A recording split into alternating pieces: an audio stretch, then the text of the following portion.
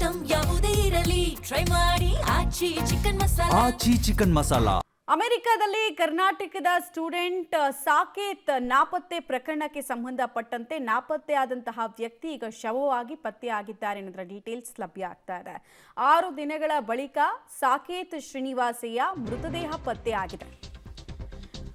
Berkeley ಬೆಟ್ಟಗಳಲ್ಲಿರುವಂತಹ ಅನ್ಜಾ ಸರೋವರದ ಬಳಿ ಮೃತದೇಹ ಪತ್ತೆಯಾಗಿರೋದ್ರ ಡೀಟೇಲ್ಸ್ ಲಭ್ಯ ಆಗ್ತಾ ಇದೆ. ಬರೋಬ್ಬರಿ 6 ದಿನಗಳ ನಂತರ ಈತ ಶವವಾಗಿ ಪತ್ತೆಯಾಗಿದ್ದಾನೆ. ಬರ್ಕ್ಲಿಯ ವಿವಿಯಲ್ಲಿ ಸ್ನಾತಕೋತ್ತರ ಪದವಿಯನ್ನ ಸಾಕೇತ್ ಓದ್ತಾ ಇದ್ರು. ಕರ್ನಾಟಕದವರು ಮೂಲತಃ. ಫೆಬ್ರವರಿ 9ನೇ ತಾರೀಕು ನಿಗೂಢವಾಗಿ ನಾಪತ್ತೆ ಆಗಿರ್ತಾರೆ ಸಾಕೇತ್. ಈಗ ನೋಡಿದ್ರೆ ಶವವಾಗಿ ಪತ್ತೆ ಆಗಿದ್ದಾರೆ. ಅವರ ಮೃತದೇಹವನ್ನ ತಾಯ್ನಾಡಿಗೆ ತರೋದಕ್ಕೆ ಬೇಕಾದ ಸಿದ್ಧತೆಗಳನ್ನು ಕೂಡ ಮಾಡಿಕೊಳ್ಳಲಾಗ್ತಾ ಇದೆ. ಸಾಕೇತ್ ಬದುಕಿ ಬರಲಿ ಅಂತ ಅವರ ಸ್ನೇಹಿತರು ಪಾಪ ನಿರಂತರ ಹುಡುಕಾಟದಲ್ಲಿದ್ದರು.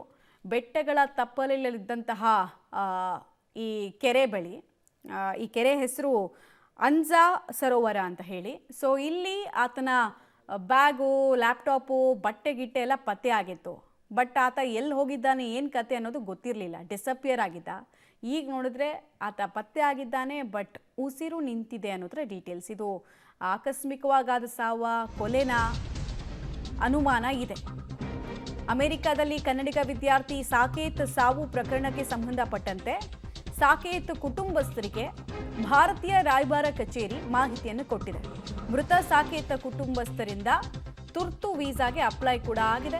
ನಾವು ಮೃತದೇಹ ನೋಡಿ ಗುರುತನ್ನ ಪತ್ತೆ ಹಚ್ಚಬೇಕು ಅಂತ ಅವರು ವೀಸಾಗೆ ಅಪ್ಲೈ ಮಾಡ್ಕೊಂಡಿದ್ದಾರೆ. ಅಲ್ಲಿ ತನಕ ನಾವು ಸಾವನ್ನ ನಂಬಲ್ಲ ಅಂತ ಕುಟುಂಬಸ್ಥರು ಅಂತ ಇದ್ದಾರೆ. ಬಿಕಾಸ್ ಎಂಥ ಸುದ್ದಿ ಇದು ಫ್ಯಾಮಿಲಿಗೆ.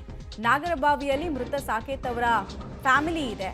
ಅಮೆರಿಕಕ್ಕೆ ತೆರಳೋದಕ್ಕೆ ಕುಟುಂಬ ಸಿದ್ಧತೆಯನ್ನು ಮಾಡಿಕೊಂಡಿದೆ. ನಾವು ಐಡೆಂಟಿಫೈ ಮಾಡಿ ನಮ್ಮ ಕಣ್ಣಾರೆ ನೋಡೋ ತನಕ ನಾವು ಇದನ್ನು ಒಪ್ಪೋದಕ್ಕೆ ಸಾಧ್ಯನೇ ಇಲ್ಲ ಅಂತ ಅವರು ಹೇಳ್ಕೊಳ್ತಾ ಇದ್ದಾರೆ. ಇಡೀ ಕುಟುಂಬಕ್ಕೆ ಮರ್ಮಾಘಾತ ಆಗಿದೆ. ಸಾಕೇತ್ ಸಾವು. ಸ್ನಾತಕೋತ್ತರ ಪದವಿ ಓದಿ ವಾಪಸ್ಸಾಗ್ತಾನೆ ಮತ್ತು ಉಜ್ವಲ ಭವಿಷ್ಯ ಹೊಂದ್ತಾನೆ ಅನ್ನೋ ನಿರೀಕ್ಷೆ ಅವ್ರ ಫ್ಯಾಮಿಲಿಗಿತ್ತು. ಡೀಟೇಲ್ಸ್ ಕೊಡ್ತಾರೆ ನರಸಿಂಹಮೂರ್ತಿ ನೇರ ಸಂಪರ್ಕದಲ್ಲಿ. ನರಸಿಂಹಮೂರ್ತಿ, ಸಾಕೇತ್ ಸಾವು ಹೇಗಾಯಿತು ಅನ್ನೋದ್ರ ಬಗ್ಗೆ ಮಾಹಿತಿಗಳು ಸಿಕ್ಕಿದೆಯಾ? ಕೊಲೆನಾ, ಆಕಸ್ಮಿಕ ಸಾವ, ಹೇಗಾಯ್ತಂತೆ?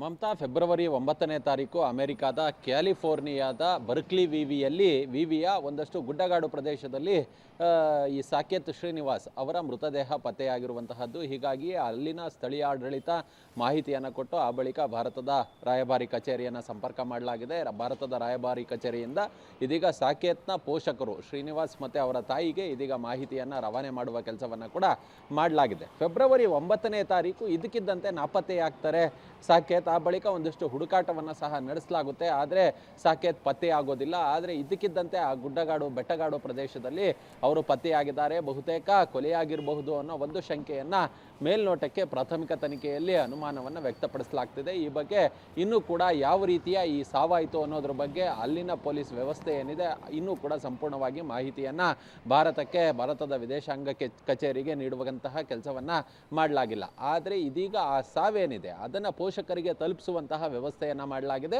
ಆದರೆ ಪೋಷಕರು ಅದನ್ನು ಸುತಾರಾಮ್ ಒಪ್ಪೋದಕ್ಕೆ ತಯಾರಿಲ್ಲ. ಹೀಗಾಗಿಯೇ ತುರ್ತು ವೀಸಾಗೆ ಈಗಾಗಲೇ ಅಪ್ಲೈ ಮಾಡುವ ಕೆಲಸವನ್ನು ಮಾಡಿದ್ದಾರೆ. ನಾವು ಕಣ್ಣಲ್ಲಿ ನೋಡಬೇಕು ನಮ್ಮ ಮಗ ಸತ್ತಿದಾನ ಇಲ್ವಾ ಅಂತೇಳಿ. ಆ ಬಳಿಕವಷ್ಟೇ ನಾವು ಒಪ್ಕೊಳ್ಳೋದಕ್ಕೆ ಸಾಧ್ಯ. ಅಲ್ಲಿವರೆಗೂ ನಮ್ಮ ಮಗ ಬದುಕಿದಾನೆ ಅಂತೇಳಿ ನಾವು ಭಾವಿಸ್ತಿದ್ದೀವಿ ಅಂತೇಳಿ ಆ ಪೋಷಕರು ಒಂದಷ್ಟು ದುಗುಡದಲ್ಲಿ ಮಾತನಾಡ್ತಿದ್ದಾರೆ.